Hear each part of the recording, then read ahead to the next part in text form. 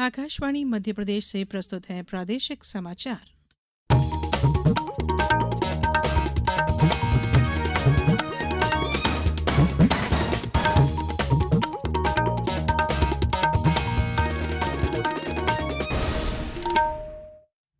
नमस्कार, समाचारों के साथ मैं धारणा सचदेव।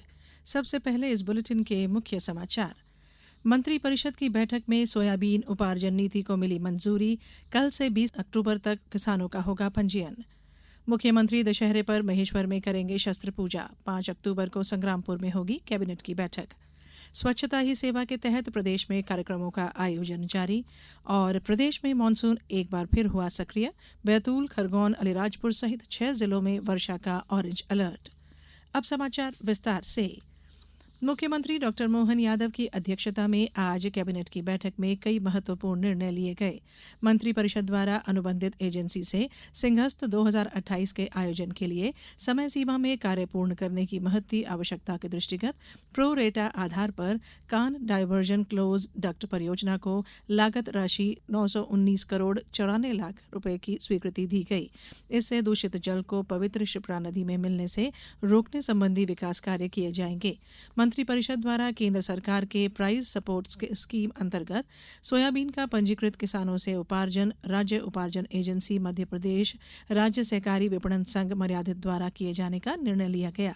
इसके लिए किसानों का 25 सितंबर से 20 अक्टूबर तक पंजीयन होगा और खरीदी 25 अक्टूबर से 31 दिसंबर तक की जाएगी। सोयाबीन का 1400 उपार्जन केंद्रों पर न्यूनतम समर्थन मूल्य प्रति क्विंटल 4,892 रुपए की दर से उपार्जन किया जाएगा। इसके साथ ही नीमच के भाटखेड़ा से डूंगलावदा तक 4 लेन सीमेंट कंक्रीट रोड को स्वीकृति प्रदान की गई। विधानसभा अध्यक्ष, उपाध्यक्ष और नेता प्रतिपक्ष द्वारा आयकर स्वयं भरने संबंधी अधिनियमों में संशोधन को भी मंजूरी दी गई है। मंत्री परिषद द्वारा नवीन विधायक विश्राम गृह निर्माण के लिए 159 करोड़ 13 लाख रुपए की प्रशासकीय स्वीकृति दी गई। मुख्यमंत्री डॉक्टर मोहन यादव स्त्री शक्ति और सामर्थ्य को नमन के प्रतीक स्वरूप लोक माता अहिल्या देवी की राजधानी महेश्वर में दशहरे पर शस्त्र पूजन करेंगे। मुख्यमंत्री डॉक्टर यादव ने कहा कि आगामी 5 अक्टूबर की मंत्री परिषद की बैठक दमोह जिले के संग्रामपुर में होगी। यह रानी दुर्गावती के प्रति राज्य सरकार के सम्मान का प्रकटीकरण है। मुख्यमंत्री ने आज मंत्री परिषद की बैठक के पहले अपने संबोधन में यह बात कही। मुख्यमंत्री को लंदन की T4 एजुकेशन संस्था द्वारा रतलाम के विनोबा सीएम राय स्कूल को विश्व के सर्वश्रेष्ठ स्कूल पुरस्कार 2024 के नवाचार श्रेणी में शीर्ष 3 फाइनलिस्ट में शामिल होने संबंधी प्रमाण पत्र सौंपा गया। मुख्यमंत्री डॉक्टर यादव ने कहा है कि अगली रीजनल इंडस्ट्री कॉन्क्लेव 27 सितंबर को सागर में होगी। इसी क्रम में रीवा, नर्मदापुरम और शहडोल में भी दिसंबर 2024 तक क्षेत्रीय इंडस्ट्री कॉन्क्लेव आयोजित किए जाएंगे।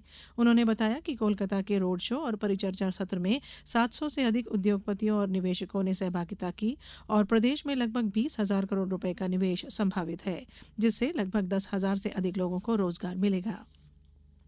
केंद्र में मोदी सरकार के तीसरे कार्यकाल के 100 दिन पूरा होने पर नरसिंहपुर जिले के किसानों ने अपनी प्रतिक्रिया देते हुए कहा कि 2014 से जब से केंद्र में मोदी सरकार आई है तब से किसानों के जीवन में बड़ा बदलाव आया है और उनकी आर्थिक स्थिति में काफी सुधार हुआ है। इसके साथ ही साथ पीएम आवास जैसी योजनाओं का लाभ भी किसानों को मिला है, जिससे किसानों के जीवन स्तर में बदलाव आया है। इसमें बहुत बेनिफिट मिल रहा है। बढ़िया 2,000 रुपये आ रहा है, उसमें बढ़िया खाद वगैरह हो रहा है और समय पर बोनी बखरनी हो रही खाद एवं और 0% ब्याज है। बहुत बदलाव आया जब से मोदी सरकार आई है, काफ़ी बदलाव। अभी तो सब फ्री चल रहा है, जैसे 2,000 रुपये देना और समाज से ये खाद वगैरह का पैसा आ रहा। प्रदेश में ग्रीष्मकालीन मूंग उड़द के उत्पादन में अत्यधिक रासायनिक कीटनाशक उर्वरकों के उपयोग को कम करने के उद्देश्य से मंत्री परिषद समिति का गठन किया गया है। समिति प्राकृतिक खेती को बढ़ावा देने के लिए जागरूकता लाने का काम करेगी। मंत्री परिषद समिति में लोक निर्माण विभाग मंत्री राकेश सिंह, परिवहन और स्कूल शिक्षा विभाग मंत्री उदय प्रताप सिंह, किसान कल्याण और कृषि विकास विभाग मंत्री एदल सिंह कंषाना और लोक स्वास्थ्य और चिकित्सा शिक्षा विभाग राज्य मंत्री नरेंद्र शिवाजी पटेल सदस्य होंगे। ये समाचार आप आकाशवाणी मध्य प्रदेश से सुन रहे हैं। हमारे समाचारों को अब आप कभी भी और कहीं भी अपनी सुविधा के अनुसार सुन सकते हैं। ये समाचार बुलेटिन YouTube, X प्लेटफॉर्म और Facebook पर AIR न्यूज भोपाल पेज पर सुने जा सकते हैं। इसके अलावा आप हमारी वेबसाइट newsonair.gov.in पर अथवा न्यूज ऑन AIR ऐप पर भी समाचार सुन सकते हैं। समाचारों में एक बार फिर आप सभी का स्वागत है। स्कूल शिक्षा विभाग के राज्य शिक्षा केंद्र ने शैक्षणिक सत्र 2024-25 में प्रदेश की समस्त शासकीय शालाओं, मान्यता प्राप्त अशासकीय, अनुदान प्राप्त शालाओं और डाइस कोड प्राप्त मदरसों में कक्षा 5वीं और 8वीं के लिए NCERT द्वारा निर्धारित पाठ्य पुस्तकों और पाठ्यक्रम के आधार पर परीक्षा के आयोजन के संबंधित निर्देश जारी किए हैं। इसमें परीक्षा परिणाम के लिए अधिभार अंक निर्धारित किए गए हैं। परीक्षा आयोजन संबंधी समय समय पर जारी निर्देश मध्य प्रदेश राज्य एजुकेशन पोर्टल पर देखे जा सकते हैं। छिंदवाड़ा जिले में स्वच्छता ही सेवा है की परिकल्पना को साकार करने के लिए बिछुआ के ग्राम उलावाड़ी में स्वच्छता का संदेश दिया गया। इस अवसर पर ग्राम पंचायत के द्वारा सफाई कार्य में छात्रों और ग्रामीण जनों ने श्रमदान किया। जिले के शासकीय कार्यालयों परिसरों में कल मेरा कार्यालय स्वच्छ कार्यालय थीम पर मेगा सफाई अभियान संचालित किए जाएंगे। जिले के परासिया नगर पालिका कार्यालय आज सफाई कर्मियों का स्वास्थ्य परीक्षण शिविर लगाया गया।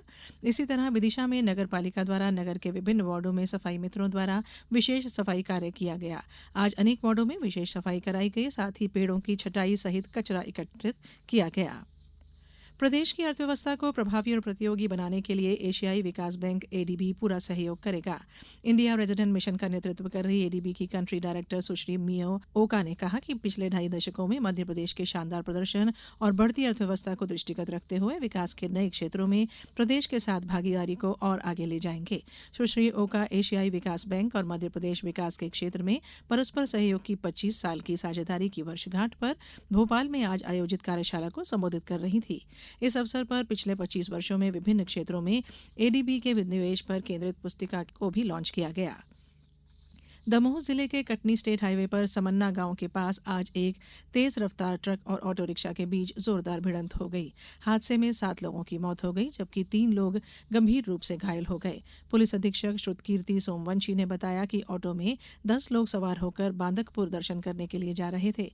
मुख्यमंत्री डॉक्टर यादव ने घटना पर दुख व्यक्त करते हुए कहा कि इस भीषण सड़क हादसे में लापरवाही करने वालों पर कड़ी कार्रवाई करने के निर्देश दिए गए हैं।